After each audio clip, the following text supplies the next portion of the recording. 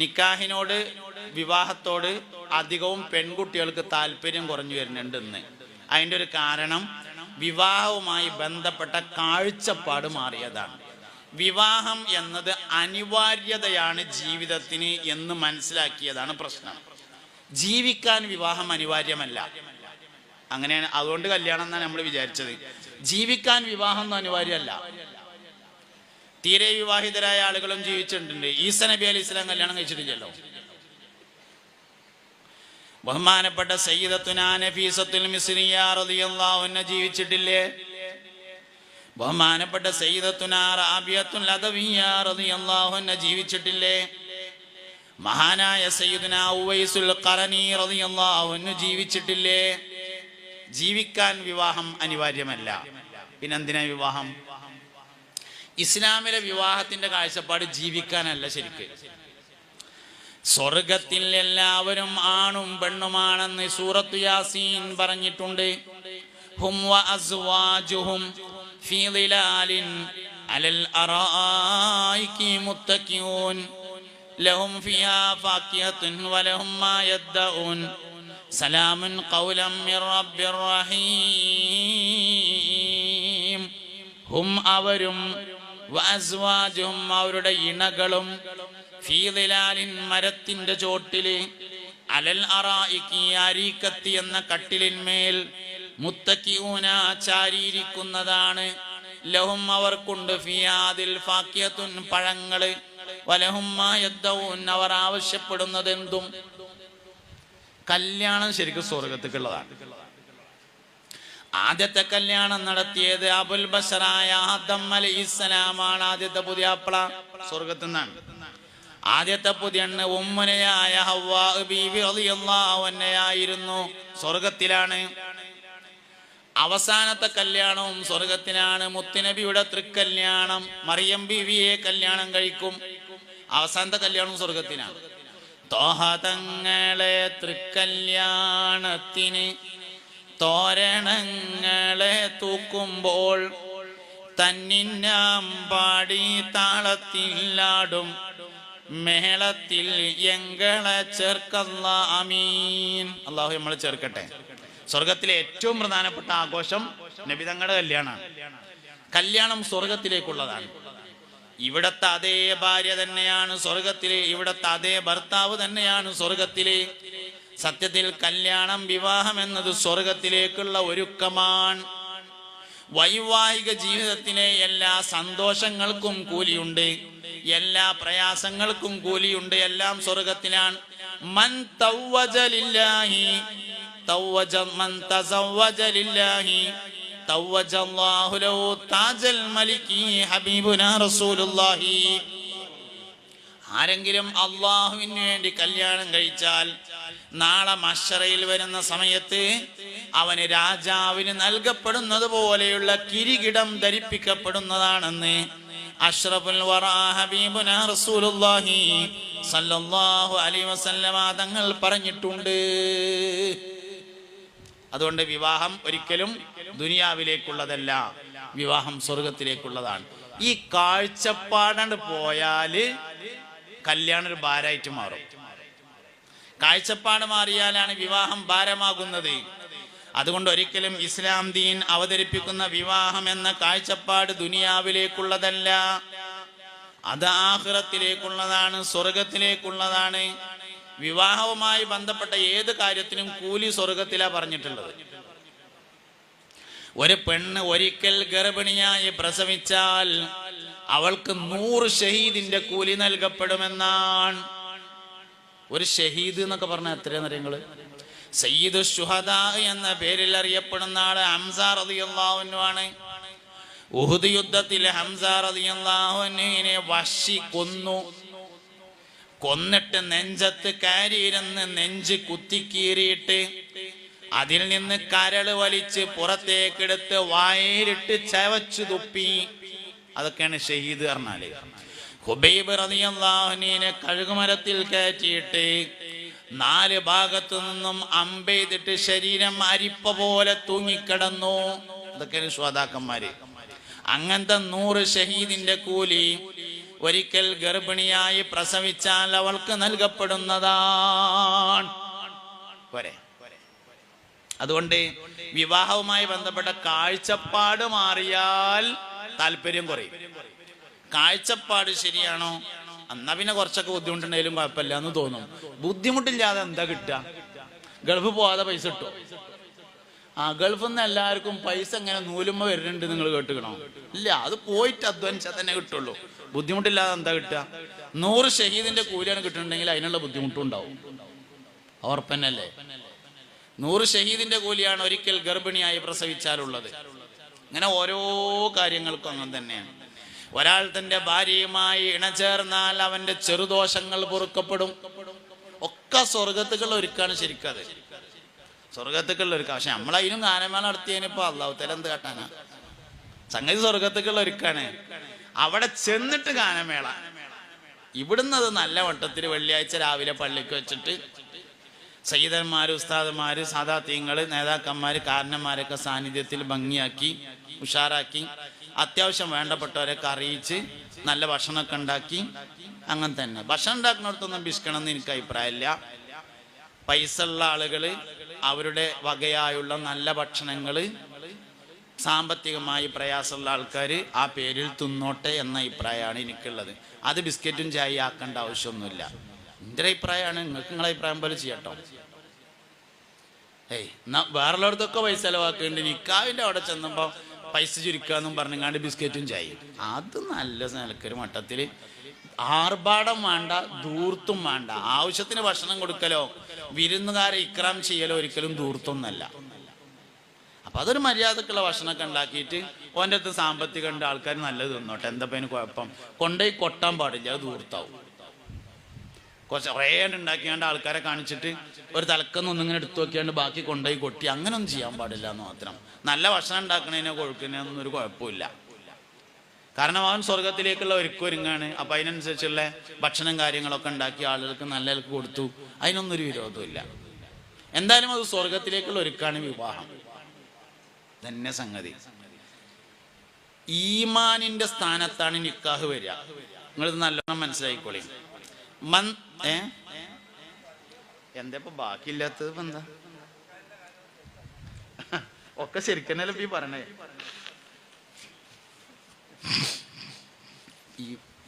ഈ പറയാൻ പറഞ്ഞിട്ട് പറയണതും പറയാതെ പറയണതും തമ്മിലൊരു വ്യത്യാസം ഉണ്ടാവും. ഞാൻ ഖത്തീബുമാർക്കൊക്കെ ട്രെയിനിങ് കൊടുക്കുമ്പോൾ പറയലുണ്ട്, വെള്ളിയാഴ്ച പറഞ്ഞ വിഷയം പറയരുത് എന്നാണ്.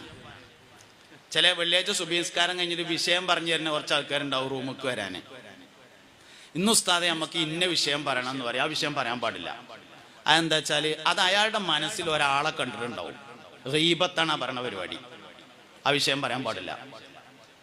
അപ്പൊ ഞാൻ ഖത്തീബുമാർക്കൊക്കെ ട്രെയിനിങ് കൊടുക്കുമ്പോൾ പറയലുണ്ട്, കമ്മിറ്റിക്കാർക്ക് അറിയിപ്പ് നൽകാം, പക്ഷേ കടലാസിൽ എഴുതി തരണം. അതിങ്ങനെ ജുമ കഴിഞ്ഞിട്ട് ഇങ്ങനെ പറയുമ്പോൾ ആ കടലാസ് ഇങ്ങനെ കയ്യിൽ പിടിച്ചിട്ട് വിഷയം പറഞ്ഞതിന് ശേഷം എന്ന് സെക്രട്ടറി അറിയിച്ചിരിക്കുന്നു എന്ന് പറയണം. കടലാസ് ഇങ്ങനെ കാട്ടിയിട്ട് സെക്രട്ടറിക്ക് പറയാനുള്ളത് സെക്രട്ടറി തന്നെ പറയാം. ഖത്തീബിന് പറയാനുള്ളത് ഈമാൻ തഖ്വ വർദ്ധിപ്പിക്കാനുള്ള കാര്യമാണ്. അത് മറ്റുള്ളവരുടെ ഗീബത്താവാൻ പാടില്ല. ഈ പറഞ്ഞു തരുന്ന വിഷയങ്ങൾക്ക് അങ്ങനെ ഒരു പ്രശ്നമുണ്ട്. ഞാൻ പറയാറില്ല. ഞാൻ പറയുന്ന വിഷയം ഈമാനിന്റെ ശാഖകളെ നമ്മൾ സൂക്ഷിക്കണം. ഈമാനിന് ഒരുപാട് ശാഖകളുണ്ട്. 70-ൽ ചില്ലാനം. എല്ലാം മനുഷ്യന്റെ പെരുമാറ്റക്കാരം, എല്ലാം മനുഷ്യന്റെ പെരുമാറ്റങ്ങളിൽ പെട്ടതാണ്. അതൊക്കെ നല്ലോണം സൂക്ഷിക്കണം. ഈമാൻ കുറഞ്ഞു വരുന്നുണ്ട്.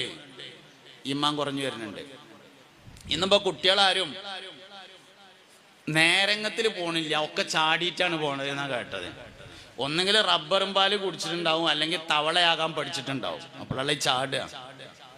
തവളയാകാൻ പഠിച്ചാൽ ചാടും, റബ്ബർ പാല് കുടിച്ചാലും ചാടും. നടന്നു പോണില്ല, ഒക്കെ ചാടിയിട്ടാ പോണത് എന്നാ. എന്താ കാരണം? ഒരു കാര്യം ഞാൻ പറയാം. പ്രണയവിവാഹങ്ങൾ എന്ന് പറയുന്നത് അവസാനം പരാജയപ്പെടുന്നതാണ്. എന്തുകൊണ്ടാണ് അത് അവസാനം പരാജയപ്പെടുമെന്ന് പറയാൻ കാരണം ഒരു ഹദീസ് കൊണ്ടാണ്. മാ നബത ഫിൽ ഹറാമി ഫഹുവ ഔലാ ബിന്നാർ എന്നതാണ് ഹദീസ്. മാ നബത ഫിൽ ഹറാമി, ഹറാമിൽ തുടങ്ങിയത് ഫഹുവ ഔലാ ബിന്നാർ, അത് നരകത്തിലേ അവസാനിക്കുകയുള്ളൂ. ഹറാമിലാണ് തുടങ്ങുന്നത്. കാണൽ ഹറാമല്ല കേട്ടോ, നോക്കൽ ഹറാമാണ്. 9:25 ബസ് കാത്തു നിന്നപ്പോൾ ഒരു പെണ്ണിനെ കണ്ടു, ഒരു കുഴപ്പമില്ല. തിങ്കളാഴ്ച.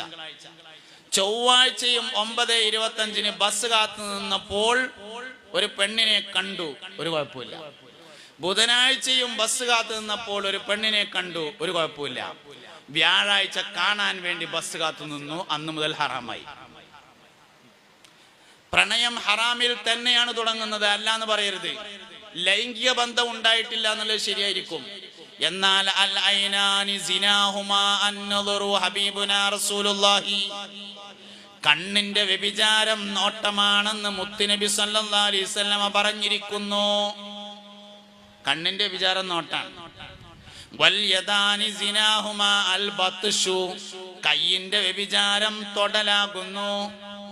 വൽരിജ്ലാനി സിനാഹുമാ അൽ മശിയു, കാലിന്റെ വ്യഭിചാരം നടത്തമാകുന്നു. വല്ലിസാനു സിനാഹുമാ അൽ കലാം, നാവിന്റെ വ്യഭിചാരം സംസാരമാകുന്നു. ഇതൊക്കെ ഉണ്ടായിട്ടുണ്ട്. ഇതെല്ലാം വിവാഹത്തിന് മുമ്പ് ഉണ്ടായിട്ടുണ്ട്. അതുകൊണ്ട് ഹറാമിലല്ല തുടങ്ങണതെന്ന് പറയരുത്, ഹറാമ് തന്നെയാണ് തുടങ്ങണത്. മാ നബത ബിൽ ഹറാമി ഫഹുവ ഔലാ ബിന്നാർ, ഹറാമിൽ തുടങ്ങിയത് നരകത്തിലെ അവസാനിക്കുള്ളൂ എന്ന് മുത്തുനബി പറഞ്ഞതാണ്. വഹയിന്റെ ഇൽമാണ്, തെറ്റൂല. മുഹമ്മദ് നബി പറഞ്ഞു എന്ന് പറഞ്ഞാൽ വഹയിന്റെ ഇൽമാണ്, അത് തെറ്റൂല, അത് അങ്ങനെ തന്നെ സംഭവിക്കുള്ളൂ. ഞാൻ അങ്ങനെയൊക്കെയാണ് പറഞ്ഞപ്പോൾ നാളെ ഒരാൾ വാട്സപ്പിൽ വന്നിട്ട് ചോദിച്ചു, ഉസ്താദ് അങ്ങനെയൊക്കെയാണ് പറയാൻ പാടുണ്ടോ? ആരേലും ഒക്കെ പ്രേമിച്ച് കല്യാണം കഴിച്ചവരുണ്ടാവൂലേ, ഓല ആകെ അടങ്ങാറാവൂലേ? ഞാനിപ്പോൾ ഞാൻ എന്ത് കേട്ടാനാ? ഓലോട് ഇനി പറയാനുള്ളത് ആകെ ഒറ്റ വയ്യുള്ളൂ, നല്ലോണം ഇസ്തിഗ്ഫാർ ചൊല്ലിക്കാളീന്ന്. ഞാൻ എന്തെങ്കിലും ഒരു വയ്യ പറയണ്ടപ്പോ ഓലോടും വേണമല്ലോ ഒരു വയ്യ പറയാം. ഓലോട് ആകെ ഒരു വയ്യേ പറയാനുള്ളൂ, നല്ലോണം ഇസ്തിഗ്ഫാർ ചൊല്ലിക്കാളീന്ന്. അപ്പൊ കിട്ടി ഉസ്താദെ ഐഡിയ, ഇസ്തിഗ്ഫാർ ചെല്ലാൻ വേണ്ടി കള്ളുടിച്ചാൻ പറ്റുമോന്ന്. അങ്ങനെ ചിന്തിക്കുകയും ചെയ്യരുത്. കുറച്ച് ഇസ്തിഗ്ഫാറാണ് ചെല്ലിയാൽ മതിയല്ലോ എന്ന് കരുതി കണ്ട് കെട്ടാത്തവരൊന്നും കെട്ടാൻ പോണ്ട, കെട്ടിയവർക്ക് ഇനി അതേ വഴിയുള്ളൂ എന്നുള്ളതുകൊണ്ട് പറഞ്ഞതാണ്. പ്രണയവിവാഹം പരാജയപ്പെടും, അത് ഉറപ്പാ, അത് പരാജയപ്പെടും. 5 കാരണങ്ങളെ കൊണ്ട് പരാജയപ്പെടും. ഒരു കാരണമൊന്നല്ല, ഒന്നേ ഞാൻ പറഞ്ഞിട്ടുള്ളൂ എന്ന് മാത്രം, 5 കാര്യങ്ങളെ കൊണ്ട് അത് പരാജയപ്പെടും. അതുകൊണ്ട് ഹറാമിൽ തുടങ്ങിയത് ഒരിക്കലും സ്വർഗത്തിൽ അവസാനിക്കൂല എന്ന് പറഞ്ഞതിന് കുറെ അർത്ഥമുണ്ട്. മക്കൾ നേരാവൂല എന്നാണ് അതിന്റെ ഏറ്റവും പ്രധാനപ്പെട്ട അർത്ഥം. മനുഷ്യനെ നരകത്തിലേക്കും കൊണ്ടുപോകുന്നത് മക്കളാണ്, മനുഷ്യനെ സ്വർഗത്തിൽ കൊണ്ടുപോകുന്നതും മക്കളാണ്. നരകാവകാശിയാകുന്നതിന്റെ കാരണം മക്കളാണ്. അപ്പം സ്വർഗാവകാശി ആവൂല എന്ന് പറഞ്ഞാൽ അതിന്റെ ആദ്യത്തെ അർത്ഥം അതിന്റെ മക്കൾ നേരാവൂല എന്ന് തന്നെയാണ്. അതുകൊണ്ട് നല്ലോണം സൂക്ഷിക്കണം. എന്നാ അങ്ങനെ ആയി എല്ലാ വ്യാപകമായതുകൊണ്ട് ആലാലാകണ കാര്യമൊന്നുമില്ല. എല്ലായിടത്തും ഇപ്പൊ അങ്ങനെ ആയില്ല, അതുകൊണ്ട് ഇപ്പൊ ഒന്നൊന്നും പറഞ്ഞിട്ട് കാര്യമില്ല. വ്യാപകമായതിനാൽ അനുവദിക്കപ്പെട്ട കാര്യങ്ങൾ കണ്ടൊന്നും ശരീഅത്തിൽ ഇസ്ലാമിലൊന്നുമില്ല. അതുകൊണ്ട് സംഗതി അത് മോശം തന്നെയാണ്. ഒറിജിനൽ നിക്കാഹ്, വാപ്പിയും ഇമ്മയും തെരഞ്ഞുപോയി കണ്ടിട്ടുള്ള നിക്കാഹ് സ്വർഗത്തിലേക്കുള്ള ഒരുക്കമാണ്. അതുകൊണ്ട് ഈമാന്റെ കാര്യത്തിൽ നല്ലോണം സൂക്ഷിക്കണം. ഈമാൻ എന്ന് പറയുന്നതിന് ഒരടിസ്ഥാനമുണ്ട്. വകുല്ലു മാ ആതാ ബിഹിർ റസൂലു ഫഹഖ്ഖു തസ്ലീമു വൽ ഖബൂലു, അതാണ് ഈമാന്റെ അടിസ്ഥാനം. സയ്യിദുന അഹ്മദ് അൽ മർസൂഖി റളിയല്ലാഹു അൻഹുവിന് കിഫായത്തുൽ ഈമാൻ, കിഫായത്തുൽ അവാം എന്നീ പേരുകളുള്ള ഒരു കിതാബുണ്ട്. ഈമാനിനെ വളരെ ചുരുക്കി പറഞ്ഞ കിതാബ്. അതിലൊരു വരിയാണ് ഞാൻ ചൊല്ലിയത്. ഈമാന്റെ അടിസ്ഥാനം മുഹമ്മദ് നബിയോടുള്ള താല്പര്യമാണ് സല്ലല്ലാഹു അലൈഹി വസല്ലം. അള്ളാഹുവിൽ വിശ്വാസം ഉണ്ടായിട്ട് മുഹമ്മദ് നബിയിൽ വിശ്വാസം ഉണ്ടാവില്ല. മുഹമ്മദ് നബിയിൽ വിശ്വാസം വന്നാൽ അള്ളാഹുവിൽ വിശ്വാസം വരെ ചെയ്യുള്ളൂ. അബൂബക്കർ സിദ്ദീഖ് റളിയല്ലാഹു അൻഹു ഇസ്ലാമിലേക്ക് വന്നു.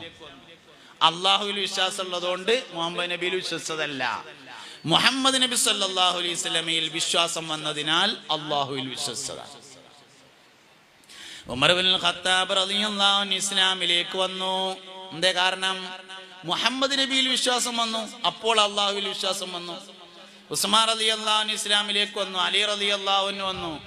എല്ലാവർക്കും മുഹമ്മദ് നബിയിൽ വിശ്വാസം വന്നപ്പോൾ അള്ളാഹുവിൽ വിശ്വാസം വന്നതാണ്. അള്ളാഹുവിൽ വിശ്വാസം വന്നിട്ട് മുഹമ്മദ് നബിയിൽ വിശ്വാസം വരൂല. ഖലാ ഖദർ മനസ്സിലായിട്ട് വിശ്വസിക്കൂലാന്ന്. വിശ്വസിച്ചിട്ട് ഖലാ ഖദർ മനസ്സിലാവുകയേ ചെയ്യുള്ളൂ.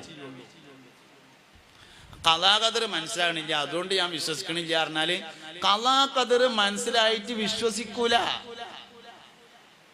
വിശ്വസിക്കൽ എപ്പോഴാണ്? ഖലാ ഖദർ എനിക്ക് മനസ്സിലായിട്ടില്ലെങ്കിലും എന്റെ നബിക്ക് മനസ്സിലായിട്ടുണ്ട്. മുഹമ്മദ് നബിയിൽ വിശ്വാസം വന്നാൽ മാത്രമേ ഖലാ ഖദർ മനസ്സിലാവുള്ളൂ. അതിന് ഖലാ ഖദറിന്റെ മാത്രം പ്രശ്നമല്ല, മീസാൻ എന്ന തുലാസും അങ്ങനെ തന്നെയാണ്. മുഹമ്മദ് നബിയിൽ വിശ്വാസം ഉണ്ടെങ്കിലേ മീസാൻ മനസ്സിലാവുള്ളൂ. സിറാത്ത് പാലം മനസ്സിലാവണമെങ്കിൽ മുഹമ്മദ് നബിയിൽ വിശ്വാസം ഉണ്ടായിരിക്കണം. സിറാത്ത് പാലം നിങ്ങൾക്ക് എല്ലാവർക്കും മനസ്സിലായിട്ടില്ലേ? മുടിയേക്കാൾ നേർമയായതും വാളിനേക്കാൾ മൂർച്ചയുള്ളതും നരകത്തിന്റെ മേലിട്ടതും കോടിക്കണക്കിന് മനുഷ്യന്മാർ നടക്കുന്നതും അല്ല മനുഷ്യന്മാരെ, സിറാത്ത് പാലം നിങ്ങൾക്ക് മനസ്സിലായിട്ടില്ലേ? ഇല്ല. ഉണ്ട്. എന്നാലും പിന്നെ വേറെ പ്രശ്നമല്ല, എന്താ വെച്ചാൽ എനിക്കത് മനസ്സിലായിട്ടുണ്ടായിരുന്നില്ല. എനിക്ക് മനസ്സിലായിട്ടില്ല. എന്താ കാര്യം വെച്ചാൽ ഈ മുടിയേക്കാൾ നേർമയായതിന് എങ്ങനെ വാളിനേക്കാൾ മൂർച്ച ഉണ്ടാവുക? മുടിക്കന്നെ ഉണ്ടാവില്ലല്ലോ. പിന്നെ അതിനെ 7 പൊളിയൊക്കെ ഏതായാലും ഉണ്ടാവില്ല.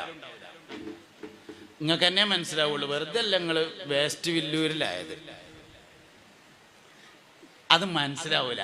എന്തേ മനസ്സിലാവുള്ളൂ എന്ന് നിങ്ങൾക്ക്? മുഹമ്മദ് നബി അള്ളാഹുവിന്റെ റസൂലാന്നേ മനസ്സിലാവുള്ളൂ. അത് മനസ്സിലായതിനാൽ സിറാത്ത് പാലം മനസ്സിലായതാണ്. അത് മനസ്സിലായതിനാൽ നരകം മനസ്സിലായതാണ്. അത് മനസ്സിലായതിനാൽ സ്വർഗം മനസ്സിലായതാണ്. ഈ ഗൈബിയായ വിശ്വാസം എന്നറിയില്ല, മറഞ്ഞ വിശ്വാസം. മറഞ്ഞ വിശ്വാസത്തിലെ ഒന്നാമത്തെ വിശ്വാസം സക്രാത്തുൽ മൗത്താണ്.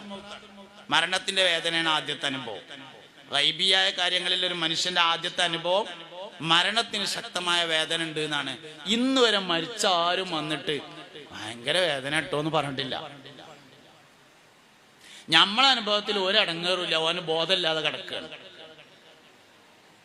എന്നാലും മരണത്തിന് വേദനയുണ്ട് എന്ന് നമ്മൾ വിശ്വസിക്കുന്നു. എന്താ കാരണം? മുഹമ്മദ് നബിയിൽ വിശ്വാസം ഉണ്ടായതാണ് കാരണം, വേറൊന്നല്ല കാരണം.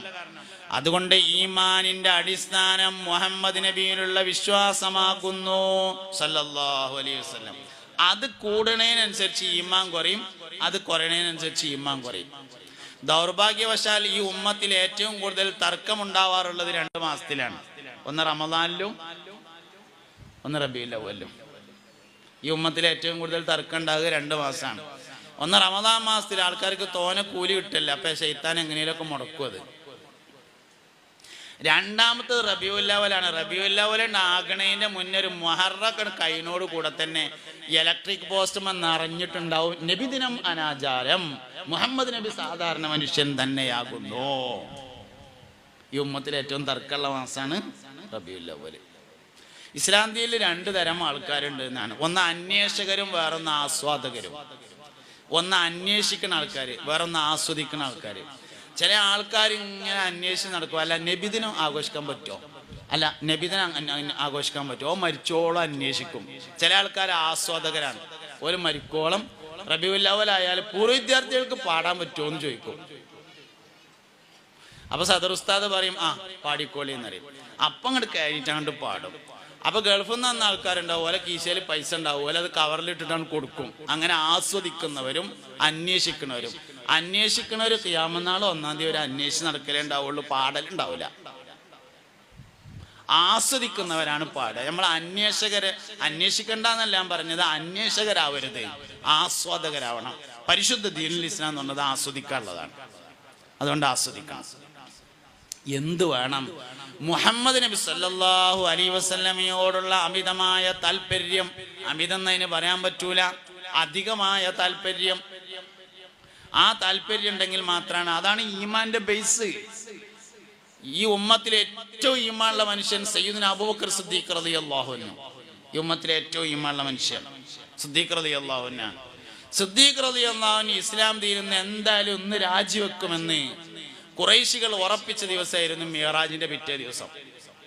ഇന്നലെ രാത്രി ഉറങ്ങുന്നിടത്താണ് നീച്ചിട്ട് മസ്ജിദുൽ ഹറാമിലേക്കും അവിടെ നിന്ന് 7 ആകാശങ്ങളിലേക്കും സഞ്ചരിച്ച് ബൈത്തുൽ മുഖദ്ദസിൽ പോയി അവിടെ നിന്ന് 7 ആകാശങ്ങൾ കയറി അള്ളാഹുവെ കണ്ട് അഭിമുഖ സംഭാഷണം നടത്തി. പോയ വഴിയിലൂടെ മടങ്ങി നേരം പുലർന്നപ്പോഴേക്ക് കിടന്നീന്ന് അതേ സ്ഥലത്ത് വന്ന് കടന്നു എന്ന് പറഞ്ഞു. ഈ വിവരം അറിഞ്ഞ സിദ്ദീഖ് റളിയല്ലാഹു അൻഹുവിന് ആകെ ഒരു ചോദ്യമാണ് ചോദിക്കാണ്ടായത്.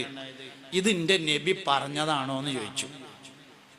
ആ, പറഞ്ഞതാണ് എന്ന് പറഞ്ഞപ്പോൾ പറഞ്ഞു, അബൂബക്കർ അതുകൊണ്ട് വിശ്വസിച്ചിരിക്കുന്നു എന്ന് പറഞ്ഞു.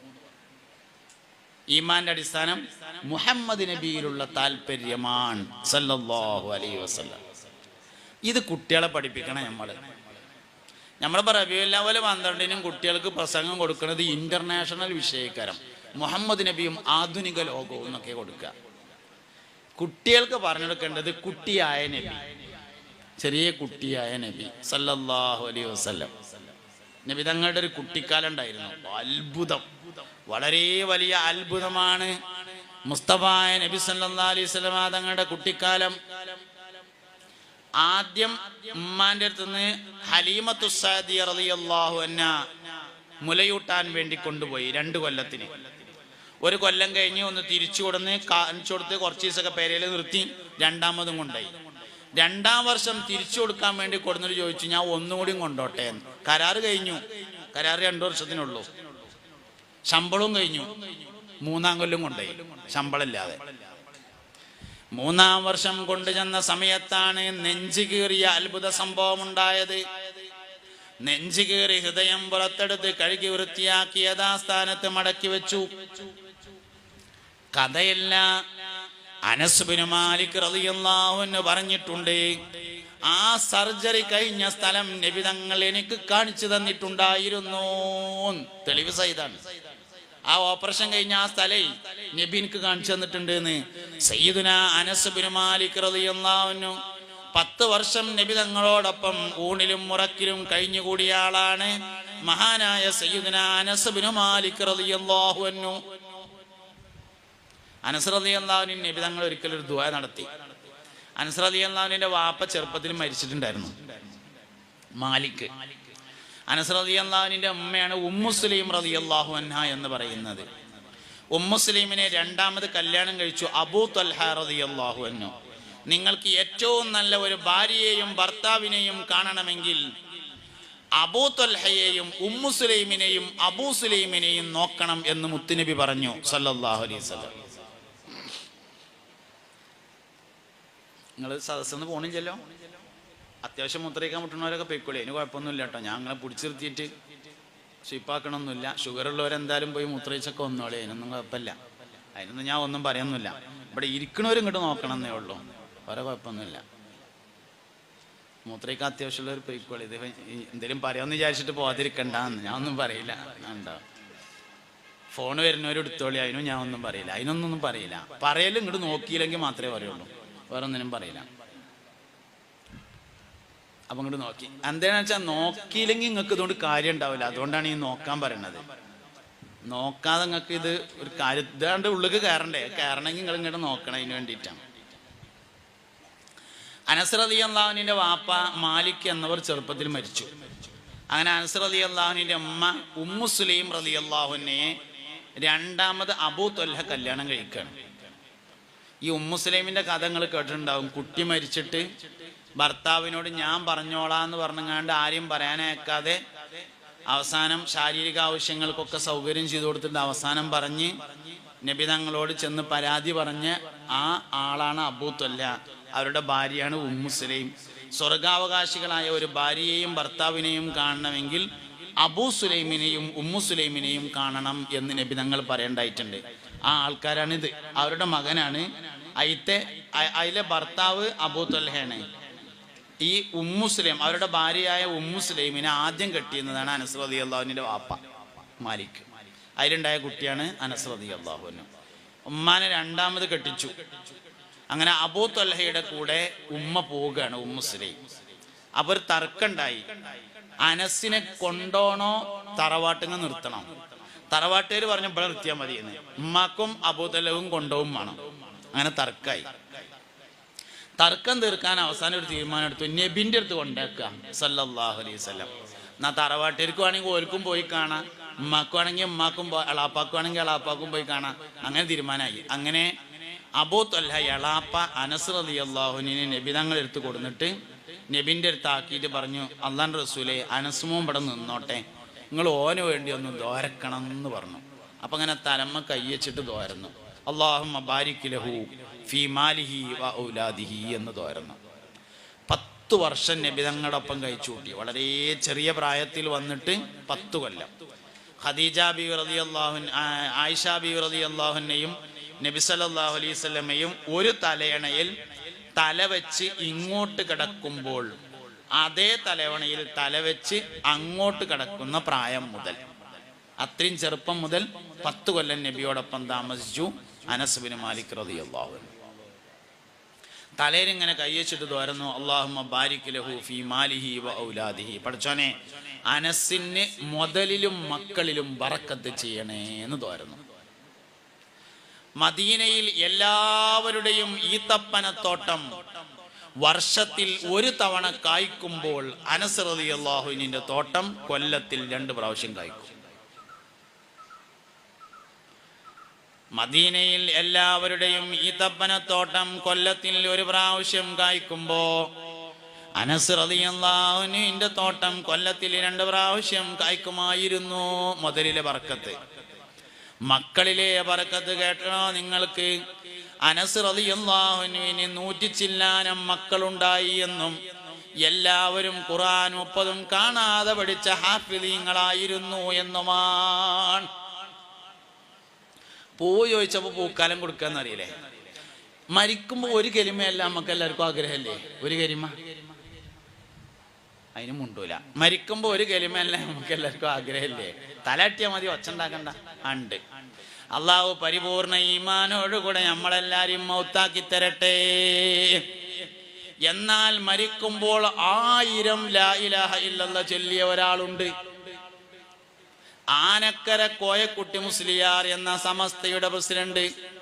എന്തേ കാരണം?